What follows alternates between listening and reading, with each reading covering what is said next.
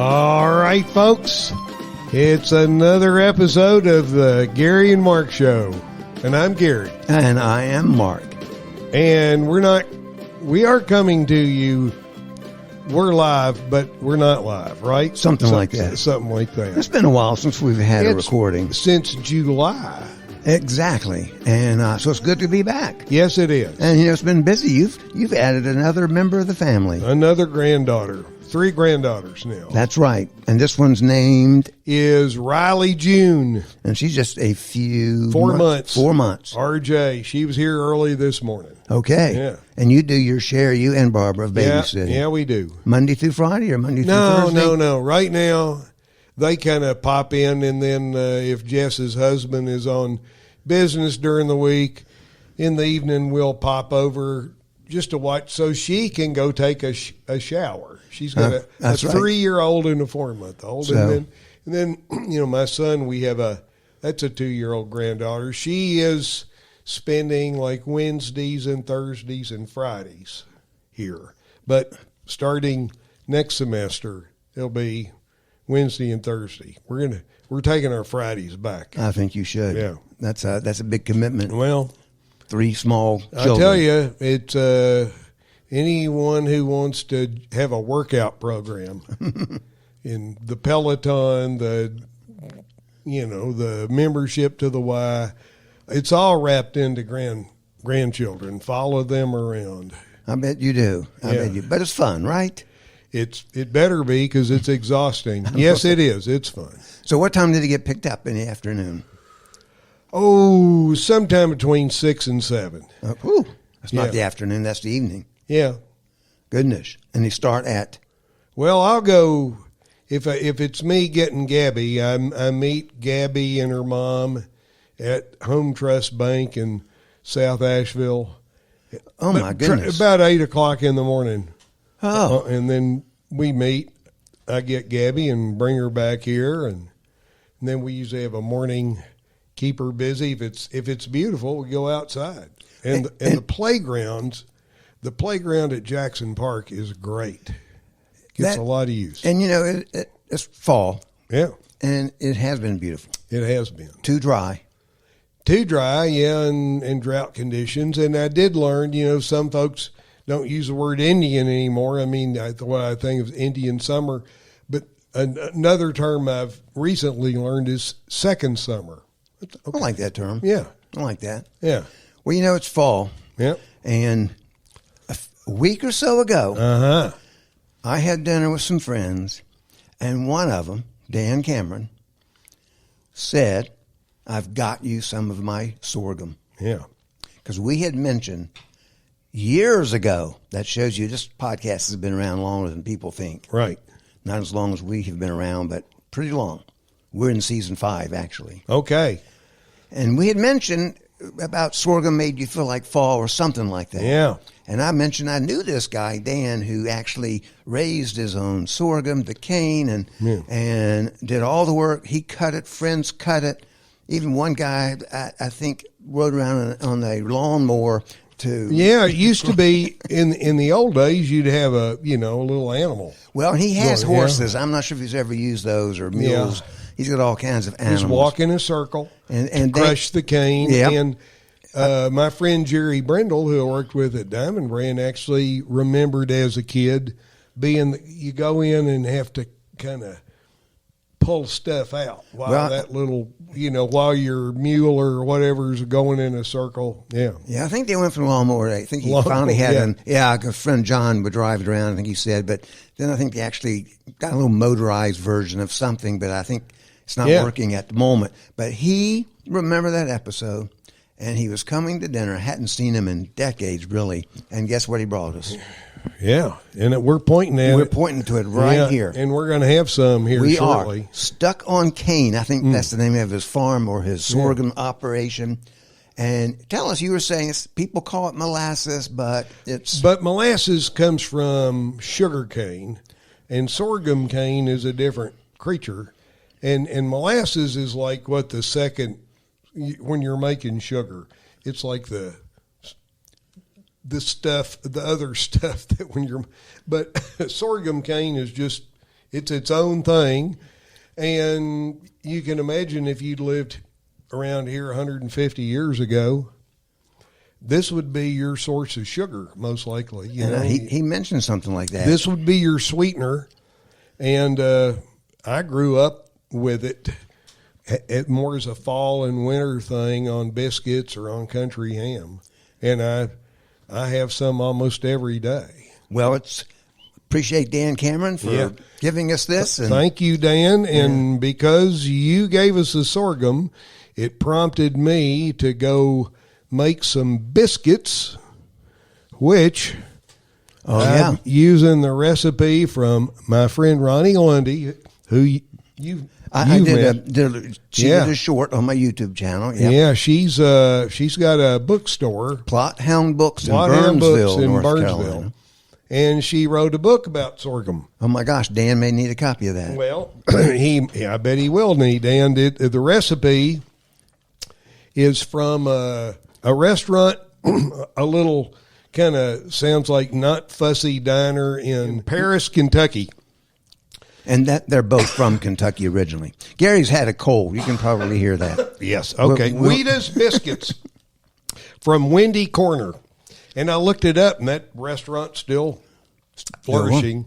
So, Sorghum Savor, and so plug Ronnie Lundy again, because after she wrote that book, then she wrote this book, Vittles, about, it's kind of the cooking that she grew up with in the mountains around Corbin, her grandparents.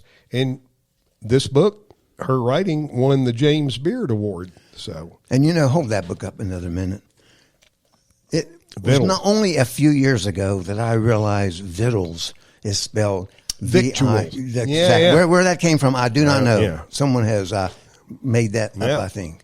But Gary has made these homemade from that recipe. From Wheatus Biscuits, yeah. Are they, did you say they're buttermilk biscuits or just regular biscuits? Yeah, they're made with whole buttermilk. All right, well, we're going to try some here. Okay. What do we do first, Gary? Let's see. Get some music going here. Yep. Maybe. Biscuit music? I don't know. I'm not having biscuit music going. Oh, there we go. All right, let's try some. All right. We're going to put the mics down for a second. It's going to be messy. Gary's supposed to bring some napkins. We don't have any. Two. How about two? Sounds good. We're not going to show you the whole thing here. So let's just try some, though, while we're... all right. Yeah, spoon me out a little bit. Not too much, because I don't want to get on my recorder. Ooh, look at that. Dan Cameron. I can smell the sweetness. And you said it's not super sweet. It's kind of a low note. A low kind of sweetener, he said. All right, that's good, Gary. And these are so gooey. We're going to try them with... cut them up and kind of cut them up. Mop and sop. All right, mop and sop, he says. All right. All right, Dan Cameron. Let's see how we got... Oh, Gary's still working on his.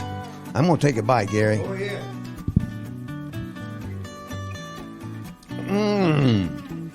Woo. Taste that, Gary. He's licking the spoon.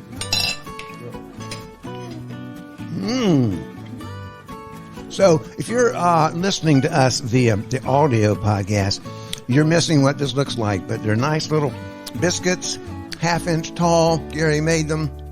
And buttermilk and this pure sorghum syrup from Dan Cameron, Eflin, North Carolina. Stuck on cane.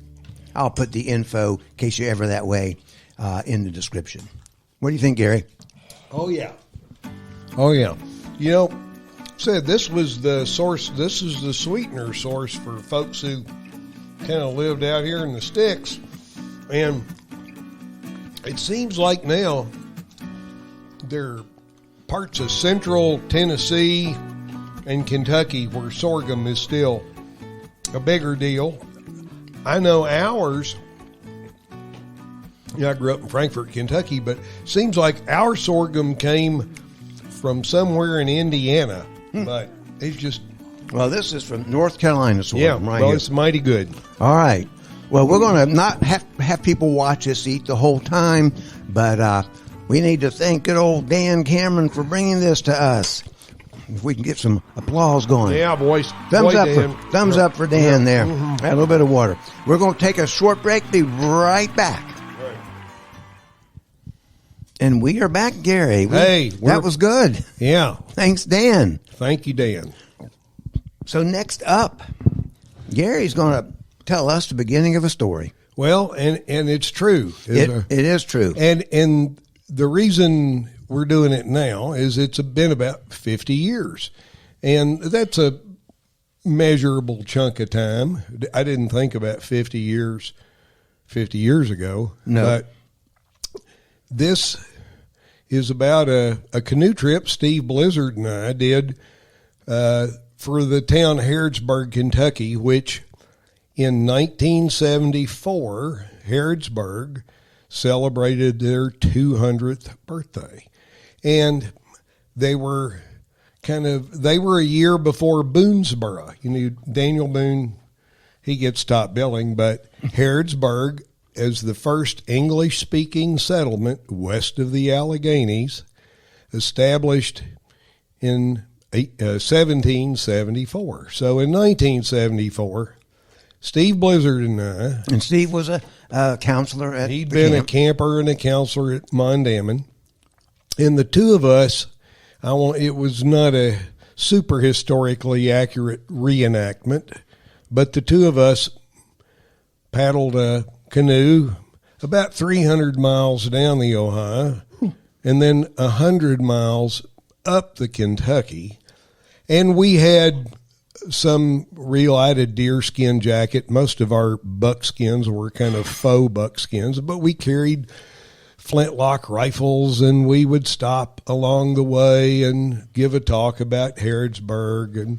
And in some places we were welcomed, and most places, there were a few places where communication hadn't been good, and they weren't sure who we were. You know, a couple of guys setting off these rifles out in the middle of the river. And tell us about those rifles you had. Well, 45 caliber flintlock rifles, replicas, made in Italy of the kind of flintlock rifles that the frontiersmen carried back then.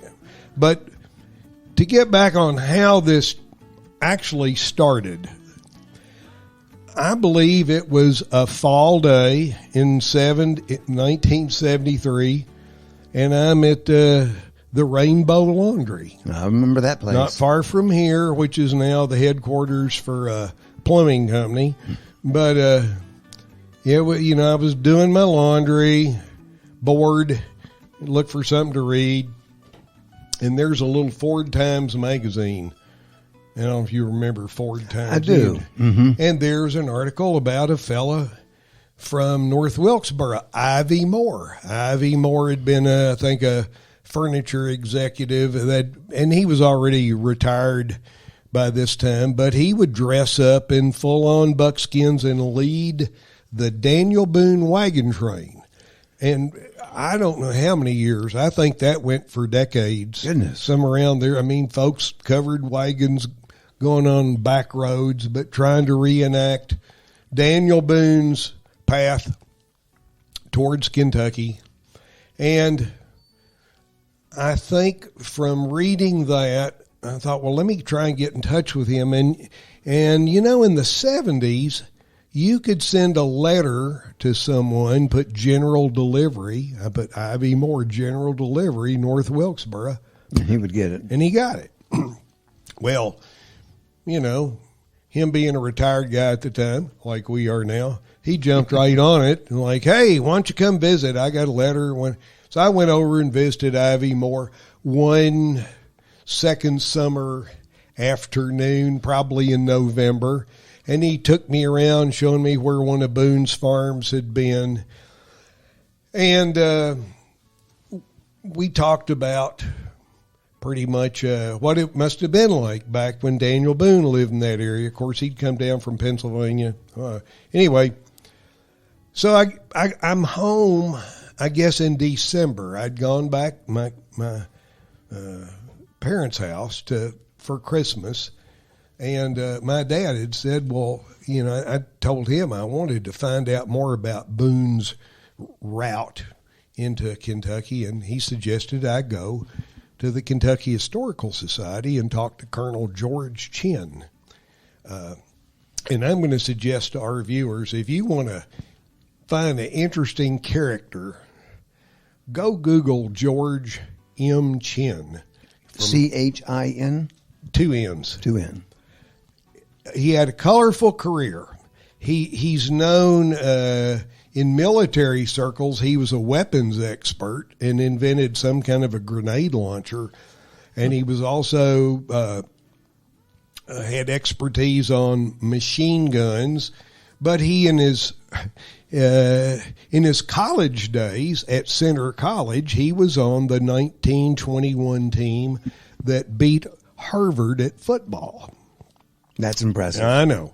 That later he was a bodyguard for when Happy Chandler was governor in the 30s. And then in the 40s, World War II, he's going to join the Marines, and Happy Chandler says, "You're too old and too fat." Well, he did join. How old was he then? Well, he was in his 40s. Oh, my gosh. Yeah. And, by the time I met him, he was the kind of the titular head of the Kentucky Historical Society, had an office in the old armory. And the armory is perched on this limestone cliff, overlooks the Kentucky River. It's a beautiful spot. So I go in, he's very welcoming. "Come on over and sit down, young man." Sit down with Colonel Chin. And I say, "Colonel Chin, I want to know, I'm trying to collect more information on Daniel Boone's path into Kentucky." And he looks at me and he says, well, that's fine, but you know what you're going to do this year? You're going to reenact Colonel Harrod's route to Kentucky because it's going to be 200 years. And I'm like, huh? And he said, yeah, Colonel Harrod started at Old Fort Redstone on the Monongahela. They paddle down, to where it meets the forks of the Ohio, and then they come all the way down the Ohio River. And then when they got to the mouth of Kentucky, they paddled up the Kentucky all the way to this little spot, which is now known as Oregon. And there they walked inland for 10 or 12 miles, and that's where they settled back then Harrod's town. He said Colonel Harrod had probably 20, 30 men. I'm like nodding. And he goes, "Oh, that's what you need to do this summer." And these are no small rivers, meaning width and, speed. And I'm just, okay, well, that's very interesting. Thank you for giving me that information. It was nice meeting you. And, I go back home and don't really think much about it. And then tell Dad about our visit. And I get this phone call February or March. It's from a woman who works for an advertising agency in Lexington, Kentucky. And she says, we talked to Colonel Chin. Okay. And because we wanted some people to reenact Colonel Harrod's route to Kentucky. And Colonel Chin mentioned that you had 20 men outfitted and ready to go. And Colonel Chin had been drinking something. I don't know if he really told her that thing, or did she make that up just to see what the response would be. But I said, did you even have one man at that time? I said, what I have, I don't have anybody. And I said, maybe I could find another person who would be willing to do this. But I said, we really don't have, that entire trip was like 700 miles. Wow. I said, I really don't have time for that. Maybe we could start on down on the Ohio and paddle a portion and then go up to Kentucky. Which is still hundreds of miles, right? Yeah, still 400 miles. Oh. And she said, well, that's fine. That's fine. If you can get one person. And so was she going to sponsor you or something? Well, that was that they were going to be, they would handle the expenses. Wow. Okay. So, so I called Steve Blizzard, and I said, Steve, how you feel about spending 3 weeks in a canoe? We'll be in kind of dressed up, sort of buckskins, be following Colonel Harrod's route down the Ohio and up to Kentucky. And it's so... Now, he was from Ohio, wasn't he? He was at University of Virginia, finishing up his freshman year at UVA. Okay. And it fit in with his getting out of school, I think, and the arrival date in Harrodsburg, and then he would have to go right back to summer school. But I gave him kind of you want to go do this. We'll camp along the way. Some places, other places, there may be like events. But basically, we're sort of the inexpensive kind of advertising. Hopefully, people will be interested in a canoe heading down the river. And so he was game. He said yes. And only because he said yes, I could call back this lady from the advertising agency and say, all right, let's do it. And so that was how the thing got hatched. So whose canoe did you use? One from camp, or did they give you one? It's actually someone. No, they didn't know. Are you kidding? They would.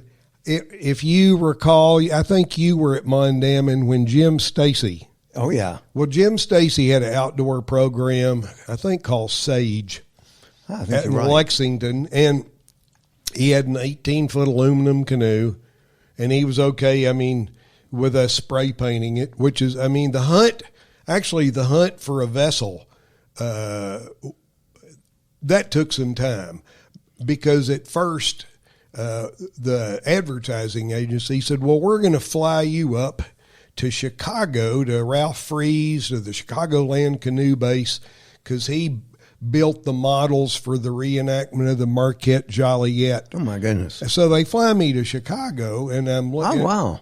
And, I mean, these are these beautifully constructed replicas, I'm sure cost thousands of dollars. Well, we didn't have that kind of a budget. And well, you didn't, that lady did.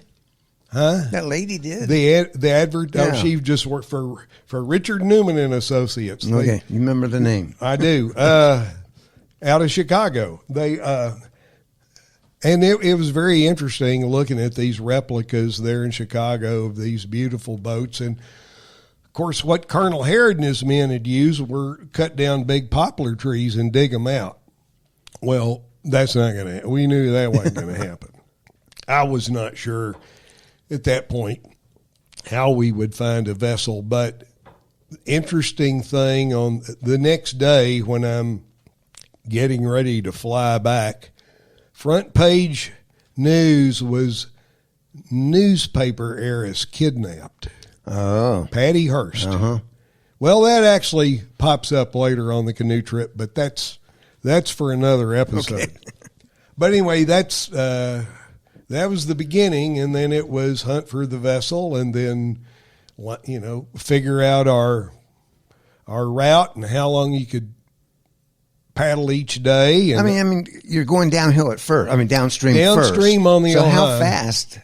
Well, roughly, I remember Chief, Frank Bell telling us you can walk faster than you can paddle.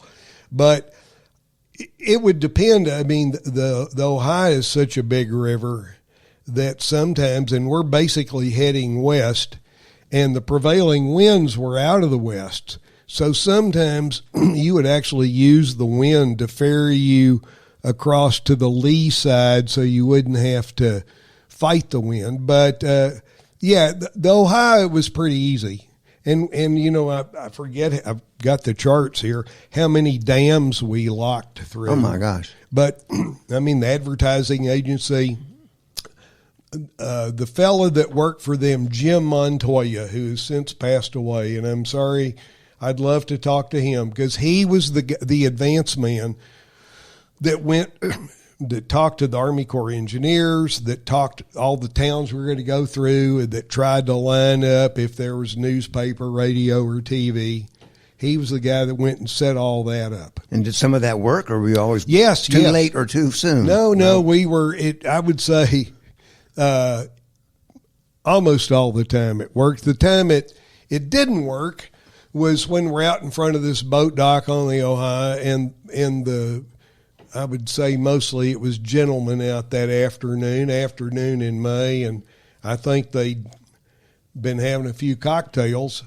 Mm-hmm. And what we found, these rifles, if you don't put a ball in the end, if you just put powder, you can load that barrel half full of powder, and you set that thing off, and this sheet of flame plus the noise. Well, we set that off about 100 yards from the dock to let them know we're coming. And then what we saw was like people running the other way, the other way. And so, I'm sure they thought the Symbionese Liberation Army, we might not have Patty Hearst, but the Symbionese Liberation Army was coming. So there were a few times we were met at boat docks by sheriffs, but most of the time it was a welcoming crew.